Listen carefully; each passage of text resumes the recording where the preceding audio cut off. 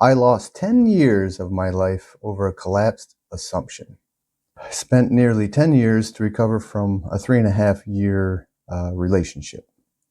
Not 10 years of occasional sadness, 10 years of actively searching. What was I searching for? I was searching for a way back to what that relationship gave me. I was quite beside myself. Um, so much, in fact, like I said, it took me twice as long as the relationship actually was, which is 3.5 years, to get over it, finally and totally. Um, and I even went back. We had met at a restaurant. We worked together for a couple of years before we got together as a couple, and I had since left while we were together that job for a different one. And during this time period that I was trying to get over it, or actually I wasn't trying to get over it, I was trying to get back to it, is what I was doing, to be honest with you. I went back to that same restaurant twice in a 5 year period. One time I worked there for a year, the other time for 6 months. And she still worked there. And that was part of the reason, even though I didn't really realize it, or maybe I did, I probably did, that if I could go back there and show her that I was better than I was before, to show her that I'm still the same person that she fell in love with, that we still had the connections, that maybe I could rekindle it. Whatever fire had gone out, maybe we could still get back. So that was my hope, and that was my goal. When a vision collapses, when an assumption collapses, like my assumption that my future was bright, was going to stay the same as my wonderful present was at that time, uh, the imagined future instantly turns into a past, right? Your future collapses. We broke up, and it instantly, my future turned into the past, and I still held an attachment to that past. That was what I wanted, so I wasn't going to let it go. An attached mind runs one search: how do I get back there? What do I have to do to make this happen again? Logic feels completely sound from inside of it. Yes, um, we're going to prove to her that she made a mistake, right? Like I said, I went back in a 5 year period twice and worked at the same place she did, as a way for me to get back in, show her who I am, show her that she made a mistake, all that kind of stuff. Because finding something by accident like that, like I felt like I did, I didn't build it, I just found it, and this was awesome. It was wonderful. But it means that there's no map to get back, no blueprint of how it worked the first time, so you can replicate it and do it again. So in my mind, returning to the last known coordinates of where this secret portal was into this realm of my super happy future, and everything that I wanted was there, meant that I had to go back to that restaurant.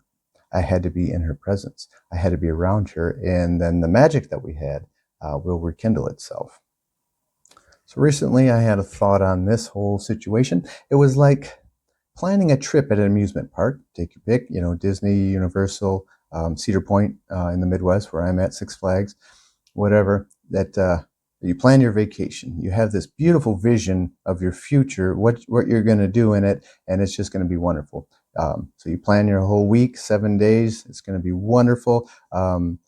You buy the fast pass. You get the wristband that allows you access to everything easier, quicker. It's just a beautiful day. Why not, right? Not just a day, a beautiful week. It's going to be awesome. So, spent all the money, made all the plans, got there first day. Great. Wristband is scanning. Beautiful. Wonderful. This is awesome. Went on the rides. Just had a great time. It's like, I can't believe I'm going to be here for a long time. This is so amazing. I'm so happy. Yes, this is what I've been waiting my life for, right? And then day two comes along and the wristband doesn't scan. You're like, what the hell? It doesn't scan again. You're just getting red errors. You have access to the park, but you don't have access to any of the rides. It's like they let you in, but the wristband isn't working anymore. You've been locked out. Like, what the hell? This is bullshit. I need the manager of the universe. I am on a schedule here. I had plans. These things aren't supposed to go like this. It's supposed to be smooth. Day 1 and day 7 are supposed to look exactly the same. But nobody stole the park from me. Nobody took it away. It wasn't the cruel universe that did this to me. I did not read the fine print on the ticket. On the wristband that I had acquired, I thought it was a possession. I thought it was going to work as long as I needed it to, as long as I wanted it to. So my relationship was that wristband. I thought it was a possession, and it was not. It was a temporary experience, is what it was. And it's almost like a weather pattern where everything is not the same every single day. So my relationship only lasted one day, and I had thought it was going to last for 7 days in my mind. So that was something really hard to come to grips with, and I didn't realize it. I kept rereading the ticket. Where did I miss the fine print? Where does it say that I only get this for 1 day? This is total bullshit. I had my whole life planned around this, and I refused to leave the park until you rectify this situation. But little did I know, that's not how things work. So after years thinking about it, I realized something else, that relationships or events, beautiful moments in our lives, they're not forever. Nothing lasts forever. But relationships in particular are like a weather pattern, right? Certain things happened. It's like you had a picnic on a Saturday. Beautiful day, just perfect weather, no bugs. It was just you and your lover, just had a great day. So it was so wonderful and so fantastic, you try to replicate that every Saturday after that. And it's never the same, never exactly the same. It's a little colder, or it's a little hotter, it's a little windier. There's too many bugs, there's too many people, whatever it may be, but the conditions are never exactly the same. You never have as good a time as you did that first time, which is a beautiful memory that you can hang on to, but it's not replicatable, not in the way you want it to, not in the way you've tried to do it. So, because specific conditions existed when her and I got together. The person I was, the person she was, where we were emotionally, where we were mentally, all those things played a part, just like the weather. And 3.5 years later, the weather pattern had changed. Things had changed. We were both different, maybe just a little, but enough. It ended, and I couldn't accept it. And then I didn't realize, because conditions weren't the same. And it's like, we can try all we want to push that tornado away from our house when it's coming at us, or curse the rain when it's flooding your basement. But you can't control the weather, just like you can't control a relationship, even though a lot of people try, but they're usually doomed for failure because of those reasons. You can't move with force all the time. I thought, as I said, that I could recreate the conditions, right? Like a mad scientist. I'm going to recreate the conditions. Don't you tell me I can't. Just watch me. But too many variables had shifted. Her perception, my perception, everything, just our emotional status, everything like that, had changed. So therefore, I could not replicate those conditions. And it was foolish to try, especially for as long as I tried it for.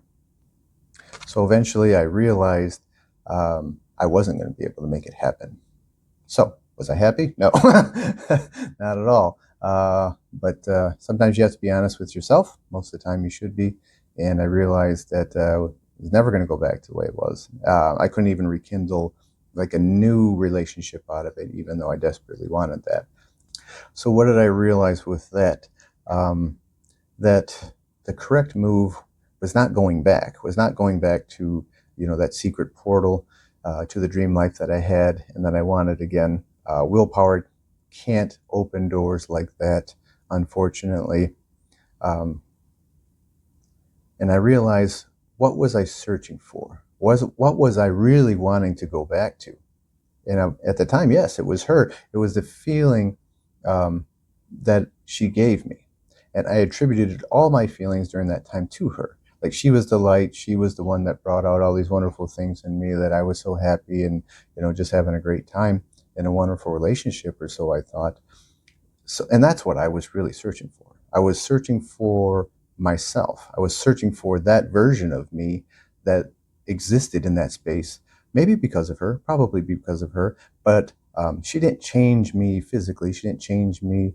She may have changed me emotionally, energetically, but those are generated internally, and I didn't realize that then. It wasn't her. It was the way I was with her is what I was really searching for. I was searching for the version of me that felt chosen, that felt alive, that felt loved, that felt appreciated. That was the version of my life that I wanted. And that was the version of me that I wanted. I was confident. I was happy. I was just enjoying life. When I had gone back to those coordinates, when I found the portal door again, and it was closed. So what did I do? For 10 years, I pulled on that doorknob. Absolutely. I grabbed it with both hands, put a foot on the wall, and just pulled. Figured for 10 years almost, 10 times a day pulling on that doorknob, 365 days a year. That's 36,500 pulls on the same door trying to get it to open. How much time was that wasted? 36,500 times on an average of me trying to get that door open with all my might, wasting energy, wasting mental energy, just in despair, doing everything I could, pounding on the door, that didn't work, pulling on it again, that didn't work, kicking it, that didn't work. But that's what I was doing. Every time I went back there, every time I tried to resurrect a dead relationship, I was pulling on that door. I would adjust my grip, try different angles, try and work it out, because I knew that door led to where I wanted it to. It would lead me back to where I needed to be, where I wanted to be, right? So that was it. This is the goal. I found it, and I ain't leaving until it's working. And I would try other things, just couldn't get that door open no matter what I tried. And then frustration starts coming in, right? Frustration loop, anxiety loop, just panic loop. Oh my God, we're never going to get this door open or whatever. She's probably with somebody else right now. And then you get the angry loops going on. And I had a lot of rage back then. I'll admit it. Yeah, because of that, because like I said, felt like something was stolen from me. Not that I had lost it. You get pissed at yourself. When you lose something, you lose your car keys, you lose your phone, then you berate yourself or whatever, but you really have nobody to blame but yourself. But when in your mind, you feel like something got stolen from you, well, now you have a target. Now you have an enemy. Now you have somebody to put blame on besides yourself. Because nobody wants you to blame yourself. Not really. Not when you have a viable other person to blame or situation to blame the universe, blame God, whatever it may be. So after 10 years, after pulling on that door, I was just so defeated and so worn out and so tired from it. I just backed away from it and I knelt down and I cried, probably for the 10,000th time. And just why? Why can I get this door open? What is wrong that this door won't open when I need it to open so much? I've been believing for it to open. All my energy and all my purpose has been into trying to get this door open. So I took a deep breath and I said, well, okay, what is the issue here? I can't get the door open. Pulled myself out of the panic just for a minute, and I looked at the door, stared at the door. I knew what the door looked like. I had dreams about this door. I had dreams about the door opening, that I knew it so well. But anything I did wouldn't work. So I realized then I had to do something different. Just pulling on the door obviously wasn't working. Screaming at the door wasn't working. Yelling at the door wasn't working. Cursing the door, cursing God for making the door and then closing it on you so abruptly wasn't working. So I asked myself, what am I really trying to accomplish? Not do I want, not what do I miss? What is the actual objective here? And I want to open the door.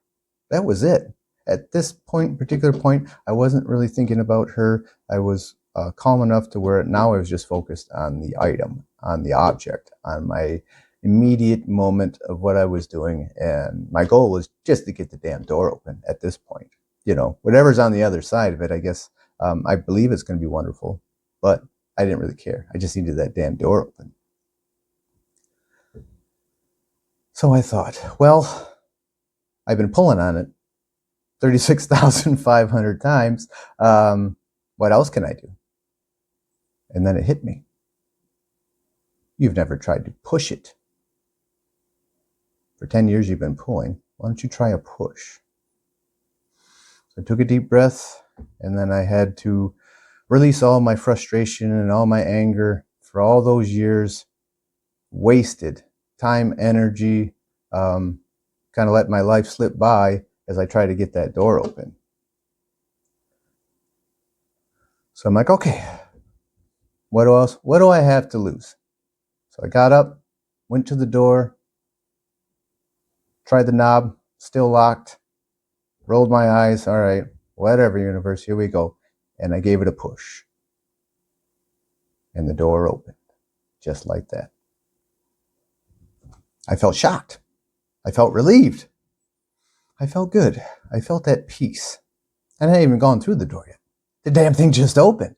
Like, wow. Woo! Thank you. So when I did walk through it, what was on the other side? It wasn't her.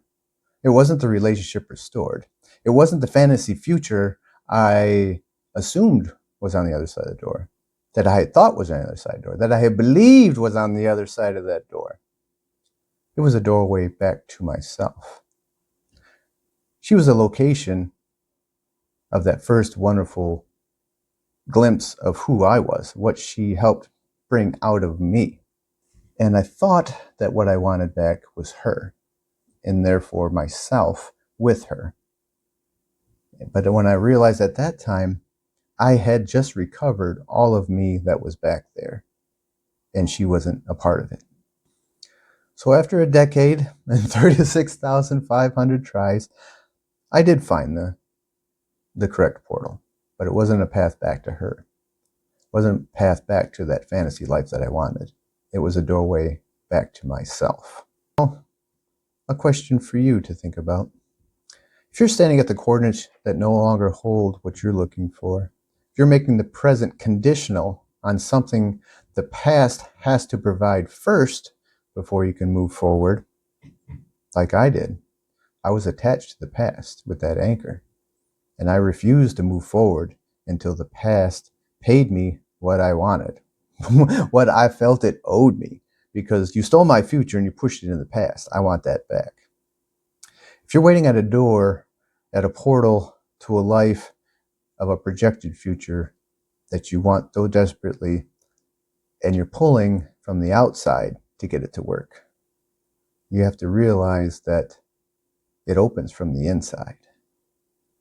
Peace isn't what happens after the past finally cooperates with what you want it to be, what you wanted it to be. You can't change the past. You can only learn from it and move forward. And that door that opens from the inside isn't a physical door, isn't a magical portal. It is the door to your inner self, the door to who you really are. And doors, in this case, only open forward. You can't open a door to yourself by going backwards and trying to recreate something that you had. Because more likely than not, you will never get that same thing back. Not in the same form. If you'd like to continue discussions like this and join me on my journey, this is Guidance Posts, and I am M. Everett K., your host, and I look forward to seeing you the next time. Thank you.